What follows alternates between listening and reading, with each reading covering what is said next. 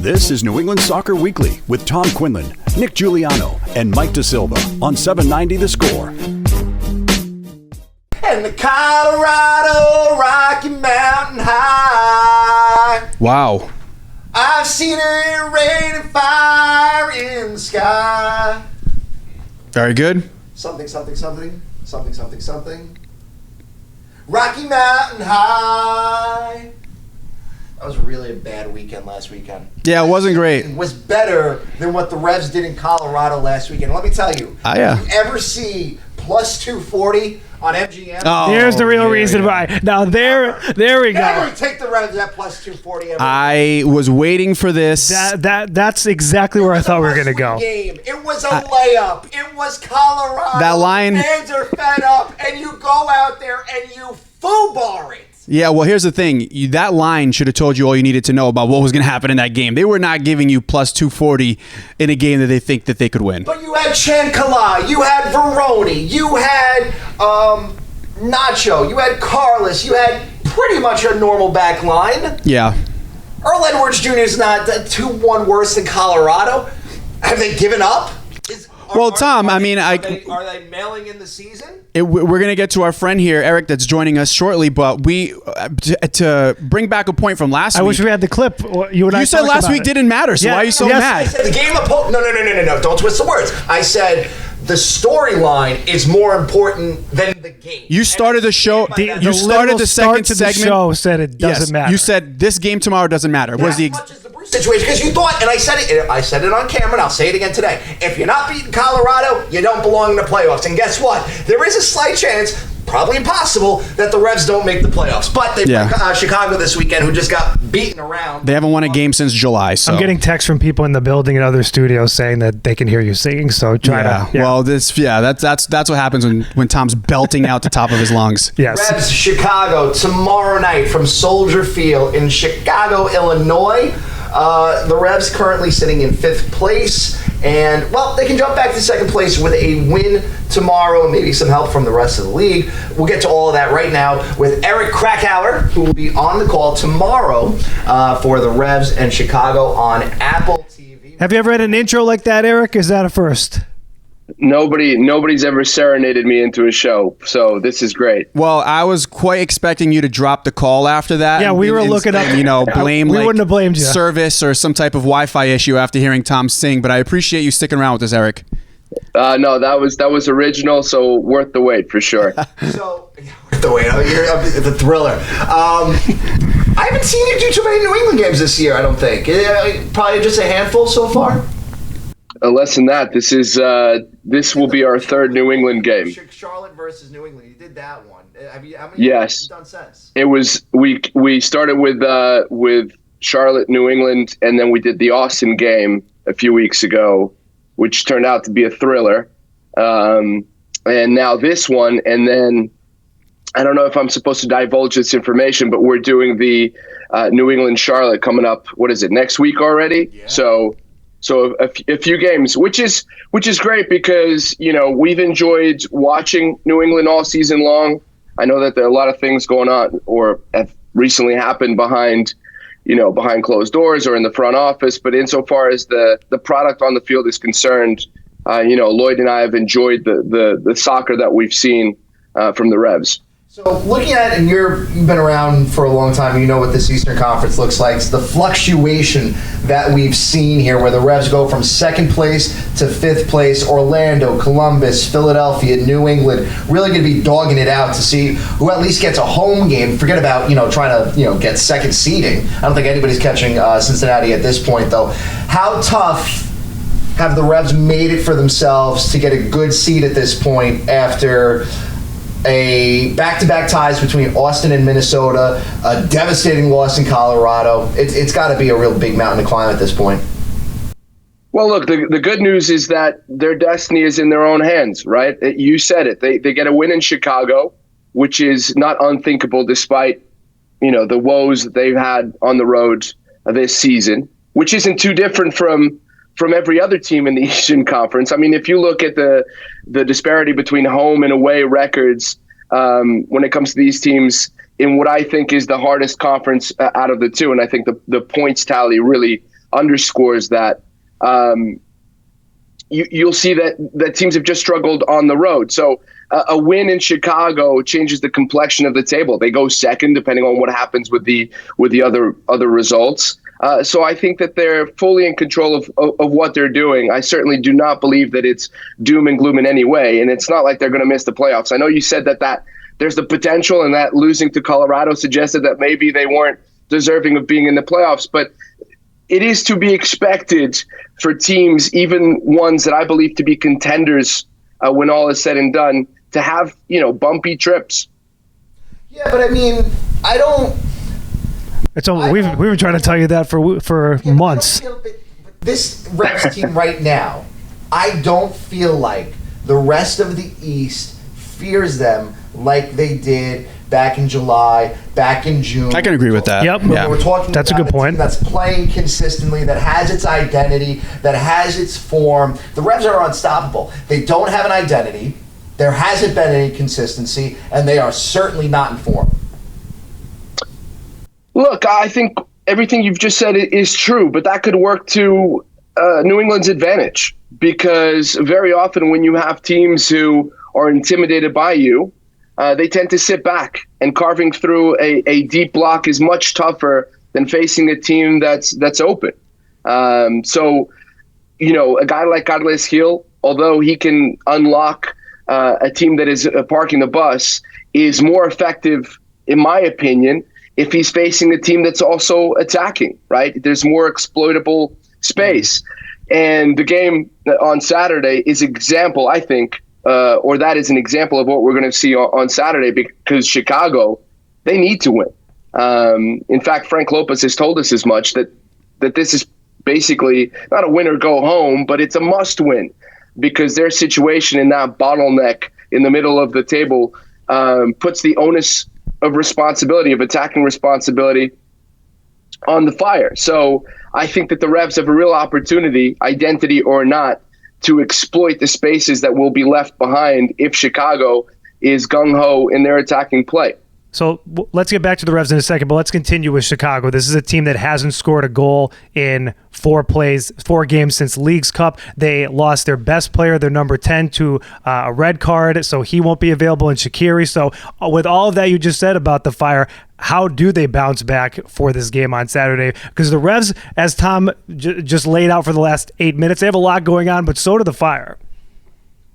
Yeah, they certainly do. Look, Shaqiri is a big miss when insofar as attacking is concerned, because I actually think that when he's on the field, the defensive collective isn't as strong. And his absence also puts, in my opinion, Gutierrez in a better position, one where he can do the most damage. So I don't know how much of a hindrance not having Shaqiri is when you look at what Chicago does on both sides of the ball. The biggest concern for them is what's happening in the back line, because Chijos and Pineda limped off in the last game. So are they going to be available for this game? If they're not, that's a huge detriment to them. But I see in this team one that understands the situation that it's in. They're back at home where they're much better.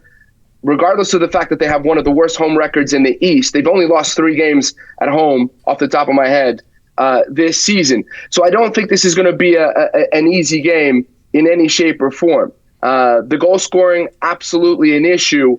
But when you face a team that has its back against the wall, they're back at home, you never know what to expect. And let me tell you that from what I'm seeing from Klopas, they're incentivized to get a result here against the Revs. And the way you're making it seem as well is that this is a Chicago team, of course, looking to separate themselves from the middle of that table. They're going to be attacking. What is it? Why don't people understand more that sometimes a team that is parking the bus is almost more difficult to penetrate, a team that even you should beat, than a team that might be on a full-on attack? Because like you said, Carles Gil, when given the space and the opportunities to create, becomes a much more dangerous, player. Is that something that you're expecting to see tomorrow? Look, he's one of my favorite players in the league. So space or no space. But yes, I mean, what you're saying is fundamentally true. There is this misconception that when teams sit back and perhaps are not as strong as their opponents, that they're easier to beat because they don't really show any attacking will. But it really makes it, or puts the responsibility on the difference makers like Carles Hill to try and find an avenue through on goal. I don't think that's what we're going to see against Chicago because they're so desperate for points. But let me just add this. If you look at Chicago's record, they've been struggling since the Leagues Cup break, right? They've not won. I think they've gotten 1 point since that break. One draw, 0-0, yep. But before that, they had won 5 of their previous 6 or 4 of their previous 5. So they were a team in form. They actually went into the Leagues Cup, and I think they played really well. They topped their group with Puebla and Minnesota. Minnesota is a good team.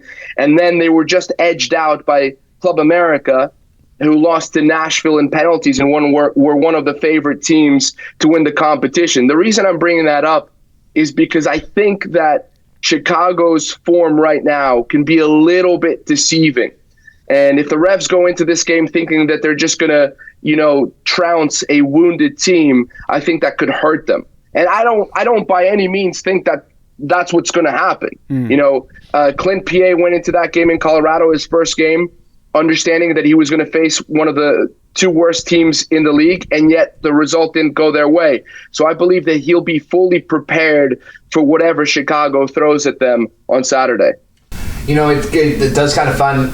It does kind of feel like you're setting up the narrative for the classic American trap game, and it feels that way. Wasn't that last week? It's been like the last 2 weeks. Wasn't that the week before? With Austin, it has been, really. So, and you're going up against. We're in the trap now. The trap is no longer setting up a trap. We've been in the trap. We in the trap. That's the podcast title. Yeah. The trap. We are in the trap. Yeah. There it is.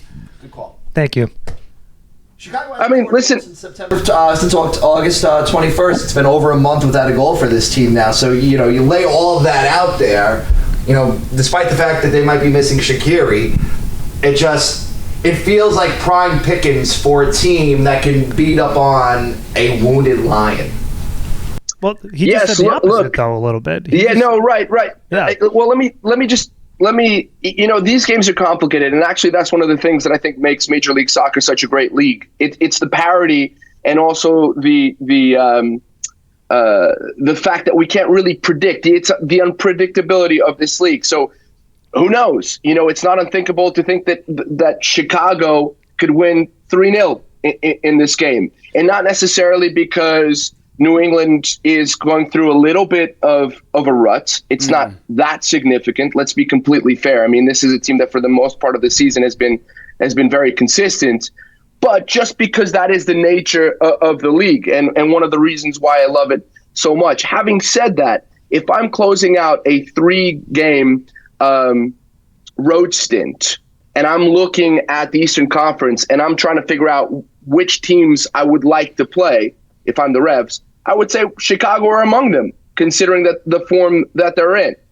So it's one of those that it really, the lens that you choose to look at this game really depends on whether you're a sort of a glass half full or a glass half empty. I actually don't think that's the appropriate analogy. No, you just nailed this show. You just nailed this show.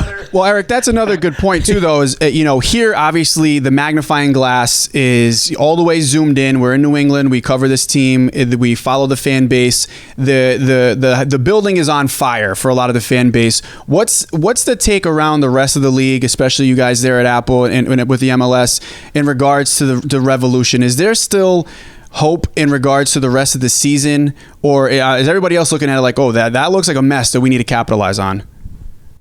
Look, I can't speak for every other commentator in the league or the people that work on the 360 show, but I can tell you about conversations that I've had with people who work in the league and people who follow the league very closely, and I think there is a perception that maybe what has happened in the front office over the last few weeks could have a derailing effect on the team.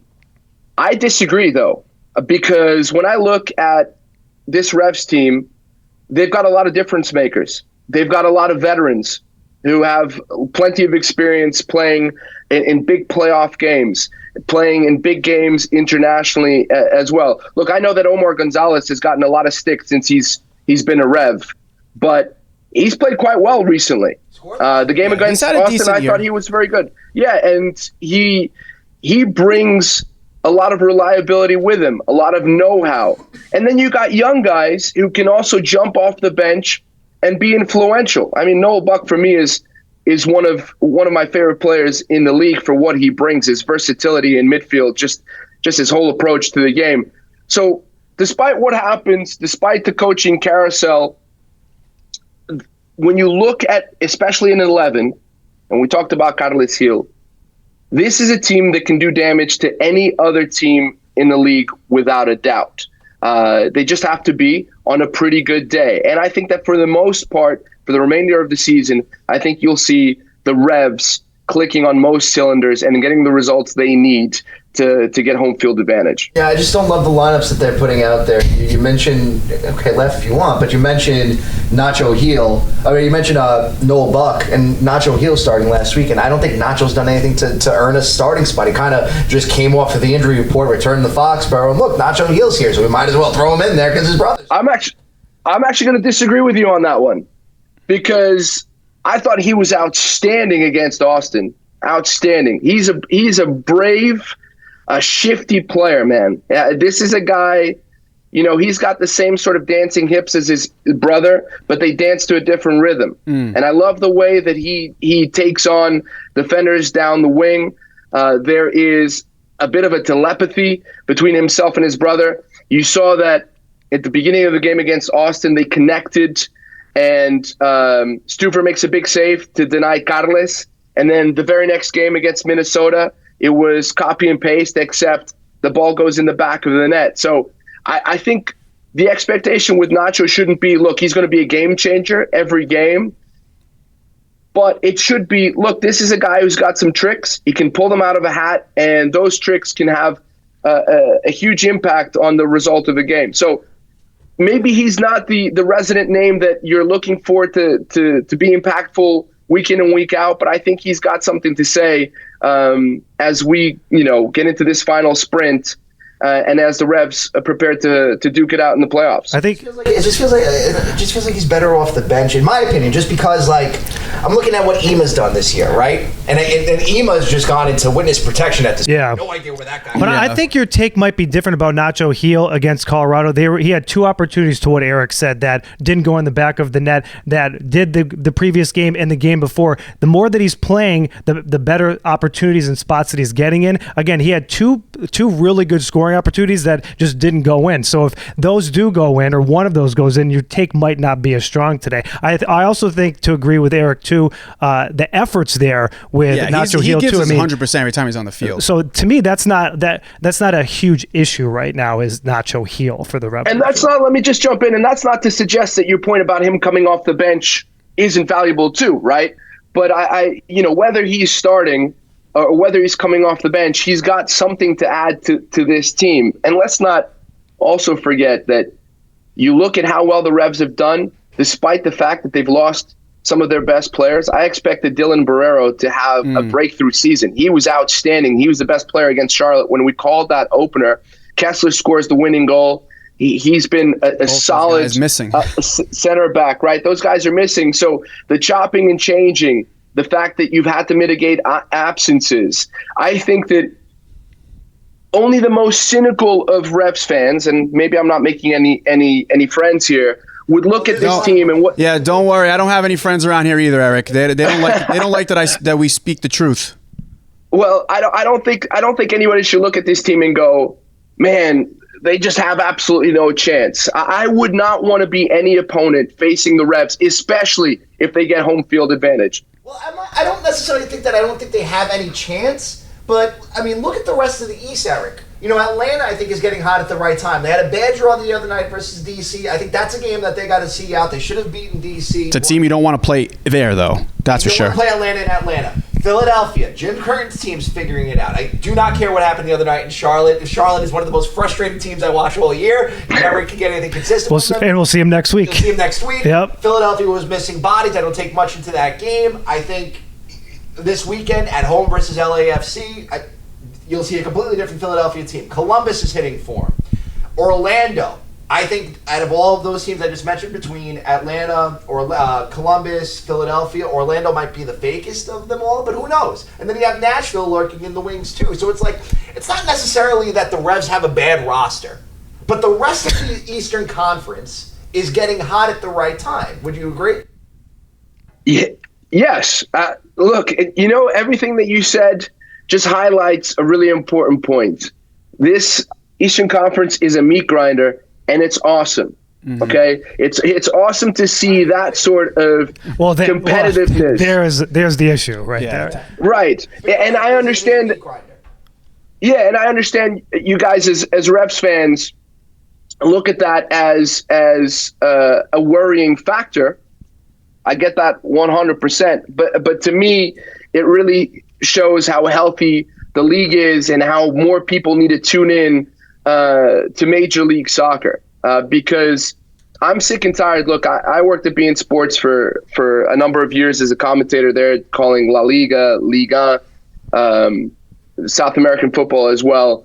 I'm Portuguese, grew up Força. there, moved to Força Portugal. I moved to the U.S. To play college soccer, and I've been here, but I've always followed European soccer, and one of the most frustrating things for me is that the predictability, right? Mm-hmm. Bayern's going to Bayern in the Bundesliga for the most part. PSG is going to PSG. In Portugal, you're talking about primarily Benfica and Porto, Sporting. Every once in a while get a title, but it's the same old story. Italy is sort of now changing a little bit. Well, Juventus was there for years. They were dominating. Exactly. So you look at this league and you go, wow, anybody can win right now. Anybody who goes into the playoffs. And I'll point out another team that I don't think you mentioned, Montreal, right? They're not going to get home field advantage, but they're a tough team, man. They've struggled mightily on the road, but they're a good team. I put them in that same category with Charlotte and DC. And maybe even New York City FC and the Red Bulls too. It's like so the whole Eastern Conference. Pretty much everybody. But they're I think they belong at the bottom. It makes sense that they're at the bottom half of the East. But they're not an easy out. Consistency. Yeah. I don't know. I mean. There's really they're not. There's no easy out. They've shown to be a thorn in the side of any team that's playing them. Well, Eric, let me ask you this now. If we're talking, let me just say this: if you had to give me between, if as a Revs fan, if you wanted to choose between the Red Bulls and Montreal, avoid the Red Bulls at all costs. You want to see Montreal. That's where I stand on that. Well, let me ask you this, Eric.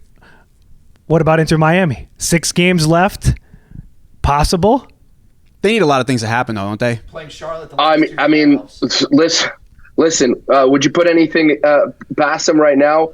The bad news for them is that Messi is not going to play against Orlando, right? He came off against Toronto. Not quite sure why they played him. If he was complaining about fatigue and Toronto was a winnable game, considering how poorly probably from they've been doing.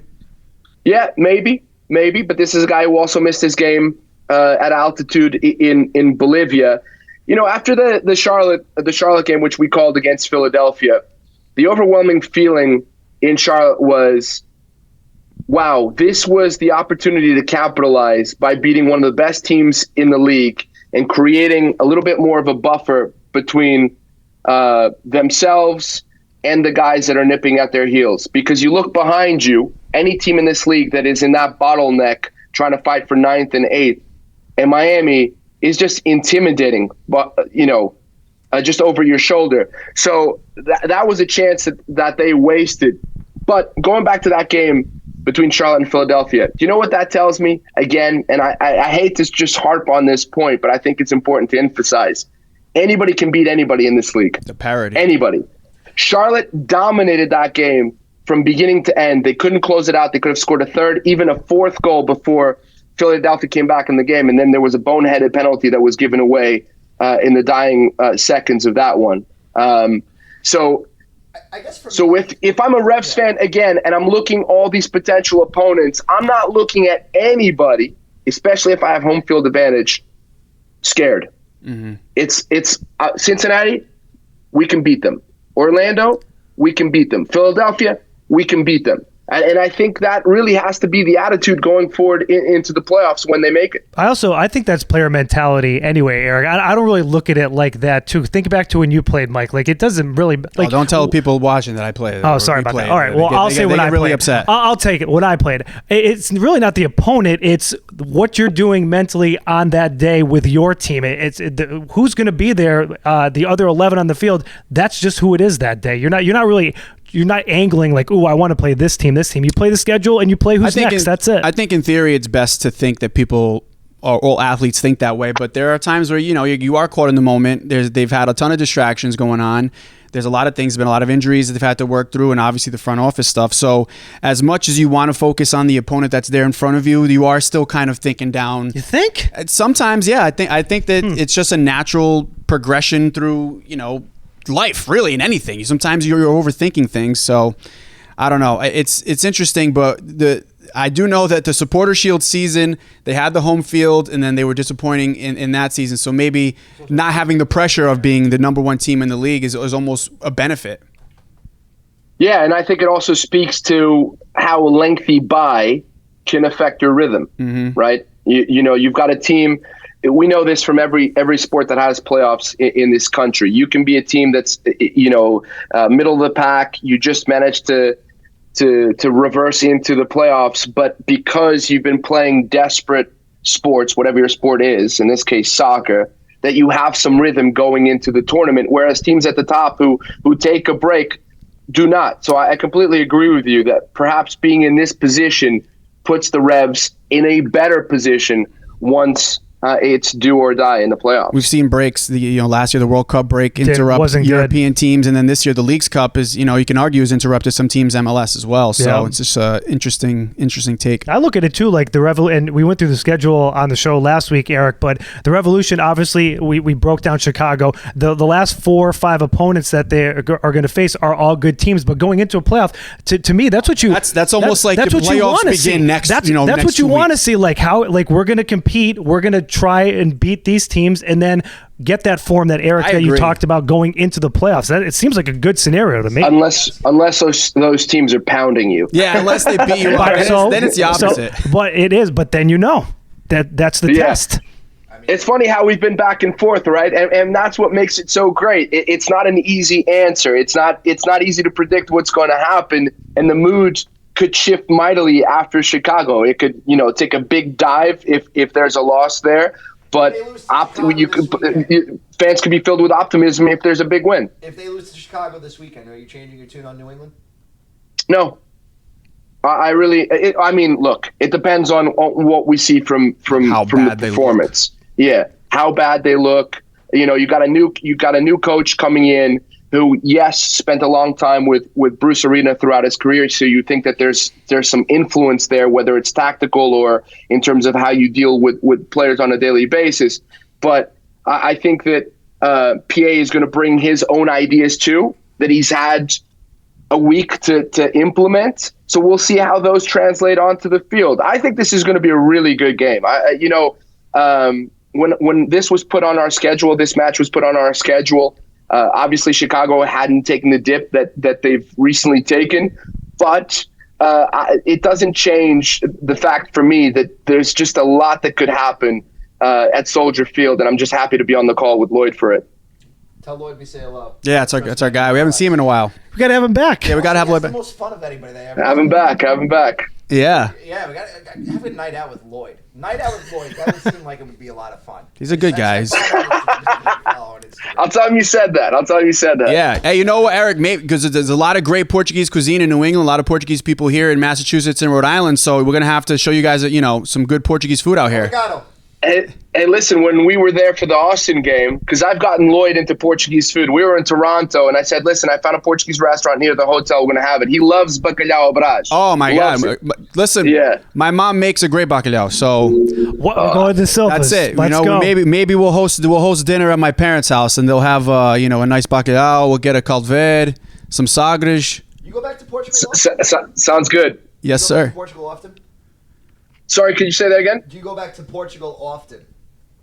I haven't been there since before the pandemic. I'm planning to go in the off season, take my kids over there. because my son's not been. My daughter has, but she was a baby, and the whole family is there. So I force her to speak some Portuguese, because I speak in Portuguese to my daughter all the time, and she answers me with the most American accent every single time. So very frustrating. She's not going to be able to do that with grandmother. Well, don't lose that, because my Portuguese is very, my grandparents don't speak English, so I have to speak to them in Portuguese. So it's enough to get by with them. And it's one of my mom's, we speak enough, but it's one of my mom's regrets is that she didn't really implement it a lot at home. So I couldn't really master it. My older brother got it for the most part, but...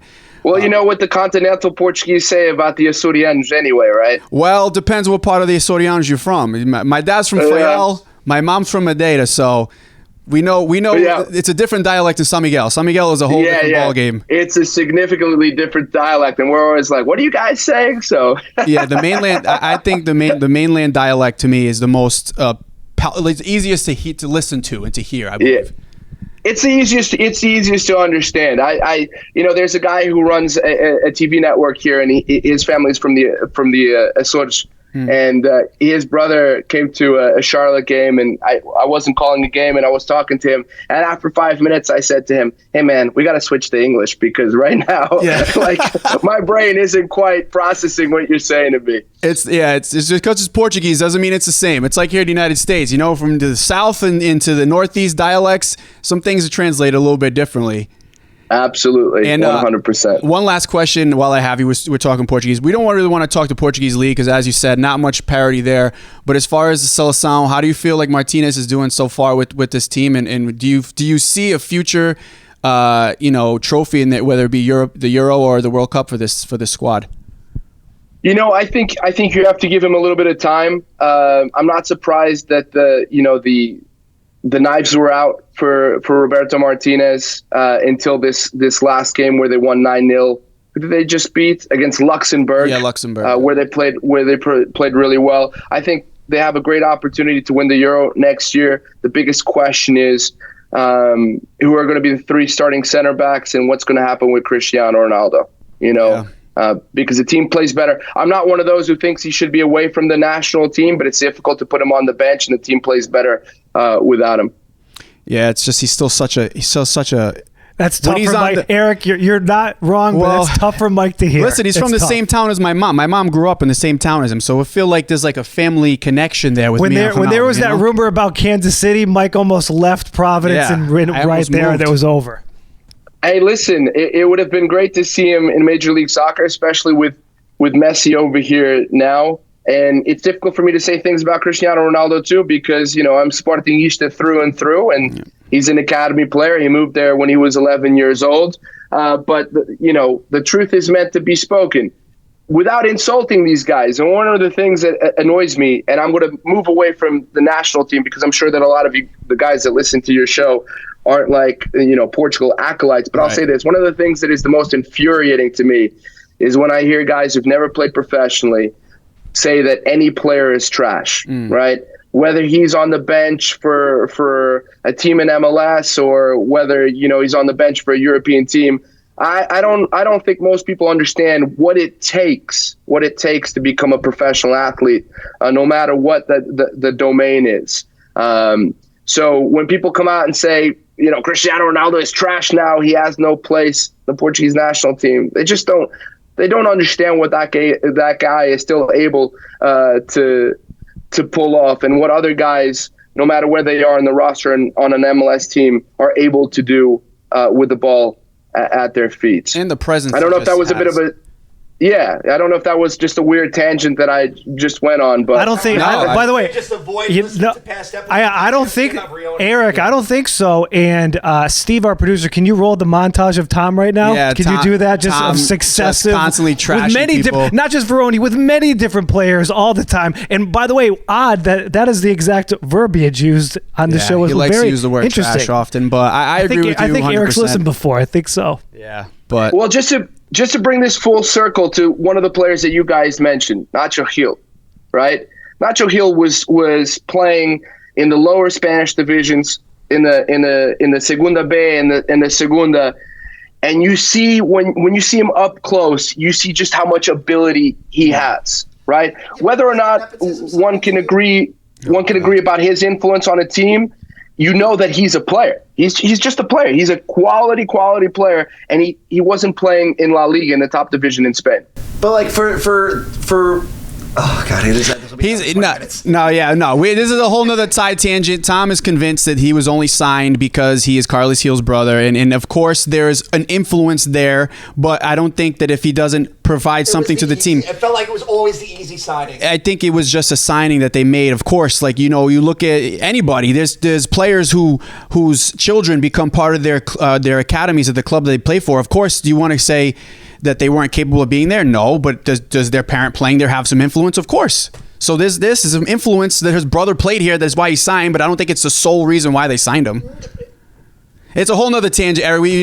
You're a busy man. We don't want to keep you here for another 24 hours. We kept it for a half hour already. We really Eric Krakeur, he's on the call this weekend, 8:30 tomorrow night with the one and only Lloyd Sam on MLS on Apple TV. It's great to have our friends over at MLS back with us this week. So Eric, get up to Chicago safe. Thank you so much for the time, sir. And hey, we'll see you next week. Talk soon with Charlotte in town. Yeah, we'll pop down. Great to chop it up with you guys. Thanks for having me. You're the best, Eric. Thank you. All right, so Eric Krakeur came on. Appreciate the time from him today. Nice long segment, like nice 35 Portuguese minutes. brethren. Although he's a Sporting fan, but we moved past it. I didn't know if there was going to be some contention. No contention. No? Because Benfica, they're like big brother and Sporting's little brother. He was great, very win knowledgeable. Love that. Sporting had a big win yesterday. Yes, it did. Europa in League. Europa League, they did. Yeah. Shout out to them. The only Portuguese team to win this week in the European tournaments, Champions League and Europa. Yeah. So, there you go. Made a new Portuguese friend. Maybe we get him an honorary citation from Bob De Silva. I like Mayor that. Bob De Silva. All right, so what are some other news of note that we can get to from this week for your New England Revolution? Tab Ramos comes in as the new assistant coach for the Revs. Spent a little over a year with Hartford Athletic. He had 2 years with the Houston Dynamo. I don't know. I think That's a name there's two people ways. know. It's a name people know, right? Soccer people, not the average sports fan. Tab was supposedly, if you go back in time, when Bruce finished up his time with the United States men's national team, everybody thought the heir apparent after Bruce left was Tab Ramos, who would take the U17 guys. And at the time, that's 7 years ago. So, I mean, you're pretty much talking about this World Cup cycle group of guys. And he would have been the new national team coach. That excitement has since faded away. And now I think Tab Ramos kind of falls into the mix of, just regular coaches at this point. I mean, I don't know. I personally, there are people that have said maybe Tab Ramos is the guy that's going to replace Bruce. Because it's not going to be Clint. It's not going to be Clint. Clint. If Clint stays, Clint's probably going to go back to Revs too. What if they go on a run? What if they win? No. I think he's done regardless. I think he's done regardless. You think he's just a Band-Aid? He is a stopgap. He's enough. just a small Band-Aid on a very big wound. So same hypothetical situation, does Tab Ramos take over? That I don't know. He's got the MLS head coaching experience. It really didn't go great with Hartford, so I don't know why his last 2 coaching experiences would lend people to believe that he deserves a shot here Is there any as a head coach. Background with Carlos Gil with him? No. Okay. No. Zero. There's nothing there. I think you're going to clear house at the end of the year, I think. You already pretty much have done that for the most part already. 3 guys are gone. Richie's still here. He'll be gone at the end of the year. He's not staying. I don't see how he stays. I don't see how Kurt stays. Yeah. No, not after what we've seen the last couple weeks. So Tab kind of seems like maybe a name that's a fringe candidate to take over for the Revs. It goes back to me, name recognition, which in the soccer community, American soccer community, people know him. But I don't think it meets the threshold of what you need to replace a star coach with a star coach, which is what I've been saying all week. Sure, but what you're asking for is almost impossible. Not necessarily. Because, when you talk about Bruce Arena, there's really no one else in that category when it comes to names and reputation and career and longevity and all of the things that you're looking for. So it would be difficult to replace all of that. From an American standpoint, in yes. one off season, it would be difficult. Because you think about it, you still have the rest of this season to go with your quote-unquote Band-Aid. If and then you there's- yeah. But you're talking about the average. But I'm answering what you said about the average fan. The names that you're talking about overseas. The average American soccer fan really doesn't know either. They know Bruce Arena. Average American soccer fan wouldn't know some of the names I've mentioned overseas. I don't think so. The average American fan, maybe not. Yeah, What- not what as much. names? That's what I'm saying. What names? What names? Yeah, but what Jose, names you- aren't they going to recognize? Who did you say? I've said you got to go get a Mourinho-like coach. Yeah. I've said Jesse Marsh. So I've think said Phil Neville. Soccer people know I all think those you people. and again, this goes back to this But whole argument the average that person- spilled over onto X. It's like you guys are, because you're in this world, you forget what the average person knows and what they don't know. You forget that. So we may so like what do you okay, now let's get a definition before we go down this road again. What is your definition of the average fan? Let's start there. What is your definition of the average fan? How often are we following this team? How often are we checking for scores? How often are we going to games? How often are we watching MLS season pass? What is the average fan to you? Because I think that's the misconception here. Because a lot of people got very mad that I wasn't giving enough credit to the average Revs fan because they know more. No, the average Revs fan, listen, I had multiple text messages from people that have no idea what's going on. But continue. Multiple text messages saying what? Saying they have no idea, like how do they bet on the game blindly? They quote unquote follow this team here and there, and they had no idea why they're losing to teams like Colorado and to Austin. And they're like, wait, don't they have Bruce Arena? They don't even know what's happening. I'm telling you, the average person does not know or care. That's insane. I'm not going to go around on this again. All I'll just say is that It's because you guys are so. It consumes you. It consumes you. you don't think this is the most important story right now And where for who? for everybody moving forward. I mean, the franchise is For the league- for the team? What direction does the franchise have right now? For the Tell me team, the I'm direction saying. of the franchise. It's for the team. Tell me the Yes, direction of the but team. you're talking about the average fan. Okay. I mean, I'm gonna be making the same points again and again and again. You don't have a direction. You don't have a leader. It doesn't Right. matter that even if the average Define the hold on, average fan. wait. No, you still haven't defined the average fan. The Define average the average fan fan is the first. Felger and Maz listener. The average fan is the Zolak and Bertrand listener. So the ones average that fan tune is the out when they Toucher and start Rich talking listener. about the Revs. Huh? The ones that tune out when they start talking about the Revs. That's who you're talking about. I don't necessarily think they tune out. I think they've actually become more intrigued during the Bruce Arena era. Yes, and I saw somebody comment the other day, well, who was going to the Revs games to see Bruce? A lot of people. No, they're actually not. I Nobody. a lot of- I actually don't agree with They that. were- There were a If you lot of go to people a that game, got in listen, the door if you because go to of a Bruce. game to watch a coach, stop watching soccer. Yeah. Bottom line. Well, Nobody's he going to made watch a what coach you had play. here, so you know. No, they're going to watch the he's- product he put okay. together, but nobody's going there because of Bruce Arena. Who put together the product? He just That's said what I that. just said. They're going there because the So product. it's what he's built. That's what they're But going you're to saying see. they're going to see him. They're going to see him. They're going What to he see built he's is still there. Okay. What he built is still there, is it not? What he built is still there. Are you going to watch this team or not? I would say the average fan does. Well, We'll find out next week. I guess we'll find out next week. But they're not going to Gillette to see Bruce Arena or who's coaching any team. They're going. Bruce about- is the draw. Period. Okay, sure. Completely disagree. Okay. What else? But you don't. I mean, the on the field product is the draw. It's not the coach. The coach is a big part of it. Yeah. The coach. The coach is more than half of it. But most people, if you'd ask, Do you think the average fan can name the coach of Inter Miami right now? Tell me the truth. The average fan, do you think they can name the coach of Inter Miami right now? The answer is probably no. The answer is definitely no. Yeah, but that's not for this area. We're talking about specific to this area. Okay. And last week it was, this is the biggest story in the MLS, and this week it's just this area. So I don't know, whatever. I digress. It's not the biggest story in MLS? We've talked to multiple people on air by now, 2 people in a row, where they said, yeah, it's like people are talking about it around the league. It's not the biggest story. Okay. Don't forget- NWSL's coming to Boston. We're getting a women's league. I got nothing else to say at this point.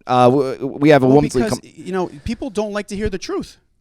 And I'm not going to sit here and pander to people that I'm not asking you to pander. Nobody's asking you to pander anything. They're just allowing just their own conspiracies to brew up in their head, and they talk to other people like-minded to them on the internet, and they think that that's the end-all be-all. Guess what? It's not. You going to watch women's soccer in Boston? I will. Yeah? Yeah. You going to go up to White Stadium? I might, yeah. Why not?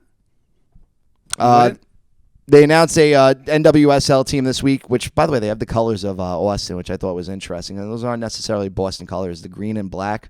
I mean, it's different. I guess you got the Celtics. But I mean, like, impossible. I don't know. I thought it was fine. I think it's going to be interesting. I love the fact that Mayor Wu is up there championing a women's soccer team coming to Boston. Meanwhile, you had a team that wanted to be in the city, and you've shunned them for the last decade and a half. So they're going to make renovations to White Stadium. I didn't see anybody from the craft fair the other day. I saw a lot of the pictures online. I mean, I don't know. I love covering the sport. I love doing what we do.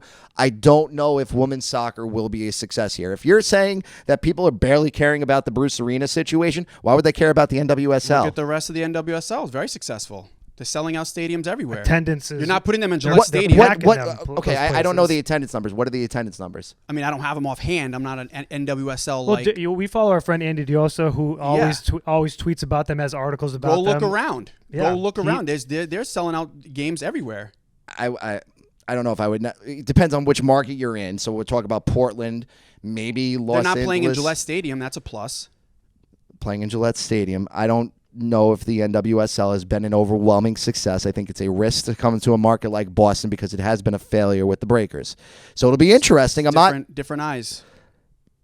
They've got to really put on a full court press to get people to care. If we're talking about people barely caring about the Revs, I think it's completely different. You're comparing apples to oranges. I mean, the Revolution are a club that. But what's the draw for women's soccer? The rest of the league.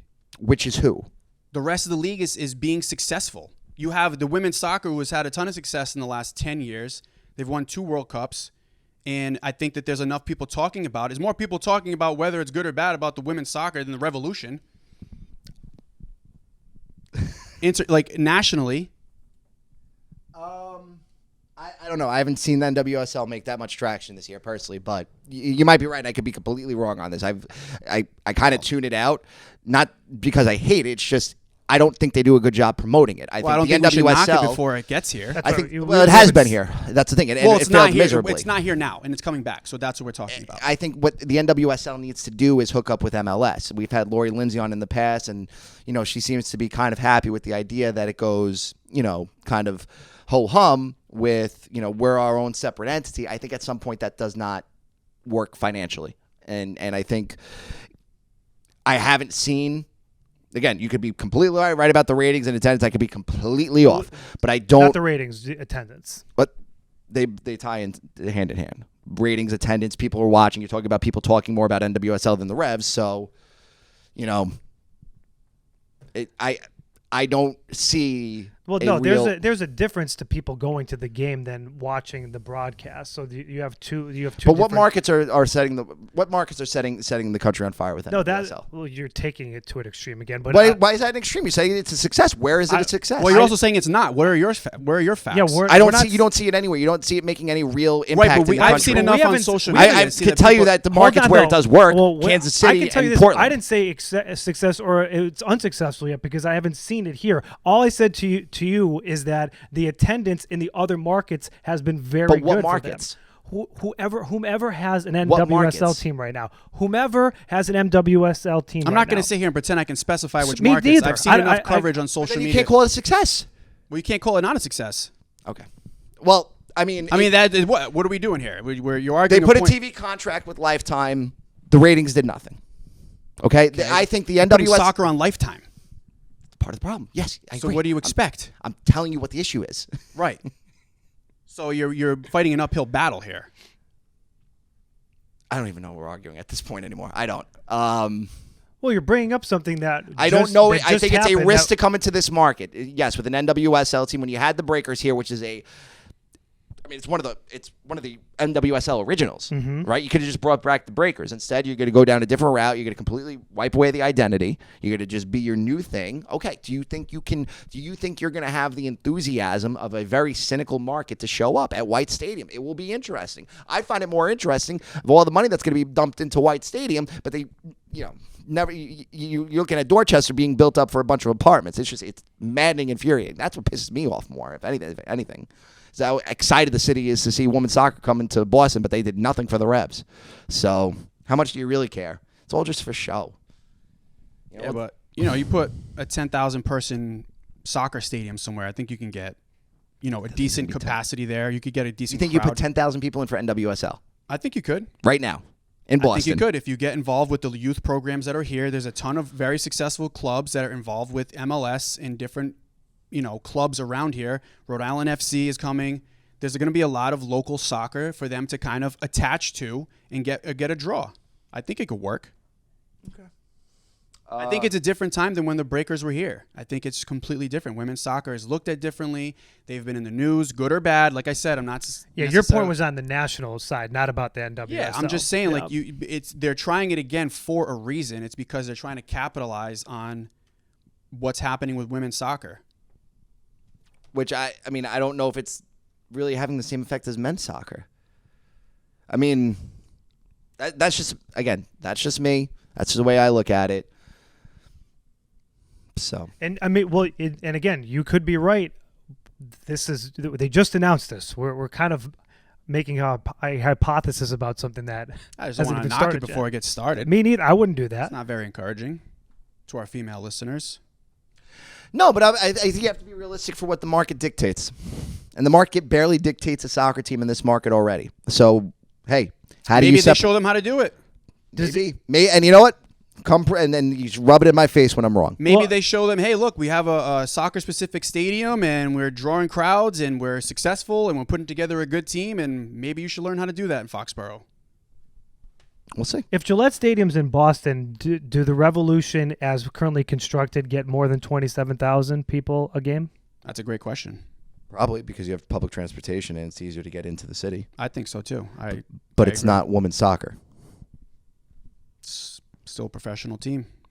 People will. Okay, but all right. So take the WNBA. How successful is the WNBA? There's no WNBA team in Massachusetts. They're in Connecticut. They're in a casino. Okay, but there's just women's professional sports in general. It's not an easy. You talk about uphill battles. Yeah, it is. But I think there has been steps taken forward for women's sports, especially in soccer, where they are the most, outside of this disappointing World Cup, have been the most successful team in the last 20 years. Yeah, but again, that's the national team. It hasn't translated to the domestic league. It's beginning to. And I think that you have to try. You have to start somewhere. And maybe we should have Andy back on. He covers Andy will be the NWS. Yeah. And also, you're arguing the market. Like, why wouldn't Boston be a part of it? It's Boston. This area is such an important part of soccer history in this country. Because it failed. They tried it. It did not keep work. Doing this. I also said it's a different time. Okay, we're in a different time now. So what difference does 4 years make? How much difference do you think 4 years makes? I think in the last 4 years, the difference between the conversation of women's soccer and what isn't. Do you want to talk about that? Really? Sure. You don't remember all the conversations been happening with women's soccer in the last 4 years? I don't. This is probably the lowest the women's federation has been. Well, because they were unsuccessful in the World Cup, but leading up to it, were they not one of the most hyped ones? Coming off of 2 straight? I would say 2018 was or 2019. I think this was a very unlikable team. That right. But people were talking about them. Not as much as they were in 2011. I mean, it's my opinion, it's different now. 2011, 2015, that was a different cycle. Maybe you 2011, they didn't even win the World Cup in 2011. Yeah, they did. They won it in 2015, 2019. And what happened in 2011? They lost to Japan. Hold for fact checking. I watched it live. Clearly, you don't watch women's soccer.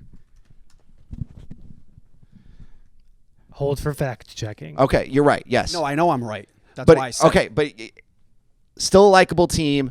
Back in 2011, 2015, different cycle, different world. It was.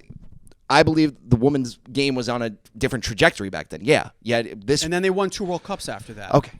And then they go into this one, and they were disappointing, yes, but they were still very hyped to go on to be a potentially 3 straight World Cup winner. I don't know what we're arguing here.